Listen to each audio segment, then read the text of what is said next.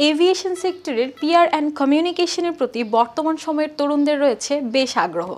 Challenging এই পেশায় নতুনদের আসতে চাইলে কি কি বিষয় দেখতে হবে গুরুত্বের সাথে, সেই সকল বিষয় নিয়ে বিজনেস রিভিউয়ের সাথে কথা বলেছেন ইউএস বাংলা এয়ারলাইন্সের মহাব্যবস্থাপক মোহাম্মদ কামরুল ইসলাম। আমি গত 27 বছর ধরে আমি পাবলিক রিলেশনে কাজ করছি এবং এভিয়েশন পিআর নিয়ে কাজ করছি। সব কিছু মিলিয়ে আসলে আমি বলছি যে পাবলিক রিলেশনটা আসলে একটা ধৈর্যের একটা পরীক্ষা।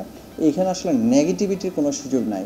যত বড় দুর্যোগই থাকুক না কেন কিংবা যত ভালো সংবাদই থাকুক না, সেটাকে আপনাকে মানে অস্থির সময় কিংবা আপনার যেই সময়টা থাকে অস্থির সময়ে আপনাকে স্থির থাকার একটা প্রবণতা আপনার মধ্যে থাকতে হবে। পিআর কমিউনিকেশনে কাজ করতে যে এসে ওভারঅল যে মিডিয়ার সাথে রিলেশনশিপ, এটা আসলে মানে কোনো রিলেশনশিপ আসলে ওয়ান টাইম হওয়ার সুযোগ নাই। মিডিয়া পার্সোনালদের সাথে আপনি যদি একটা কমিউনিকেশনের মধ্যে থাকেন, আপনার যে কোনো সময় ভালো সময় যেমন আসতে পারে, আপনার যে কোনো সময় খারাপ সময় আসতে পারে।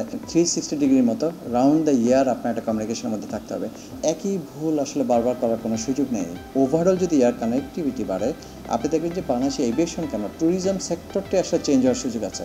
যখনই আপনার ট্যুরিজম সেক্টর ডেভেলপ হবে, সাথে হোটেল ইন্ডাস্ট্রিগুলো বেনিফিটেড হবে, আপনার ট্রাভেল এজেন্সিগুলো বেনিফিটেড হবে, ট্যুর কোম্পানিগুলো বেনিফিটেড হবে, সাথে সাথে মানুষের মানে আমি বলবো যে এখানে এমপ্লয়মেন্ট অপরচুনিটি তৈরি হবে। তো দেখেন আজকে থার্ড টার্মিনালে বাংলাদেশি কেরিয়ার শুধু এখানে আসলে বলতে ইন্টারন্যাশনাল রুটে অলমোস্ট 2টা এয়ারলাইন্সে অপারেট করছে, লাইক বিমান এবং ইউএস বাংলা।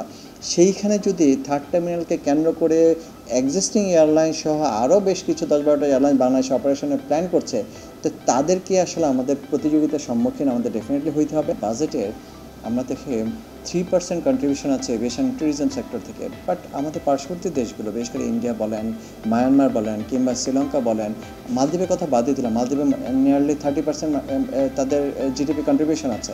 তো সেইখানে প্রত্যেকেরই আদার্স কান্ট্রিগুলোতে প্রায় 6%, 7%, 8% কন্ট্রিবিউশন আছে।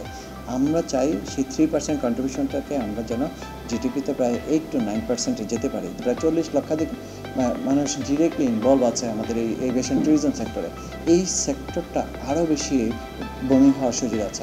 আমি বলবো যে বর্তমান জেনারেশনে যদি পিআর কমিউনিকেশনে কেউ আসলে কাজ করতে চায়, অবশ্যই তাকে ডেডিকেটেড হইতে হবে।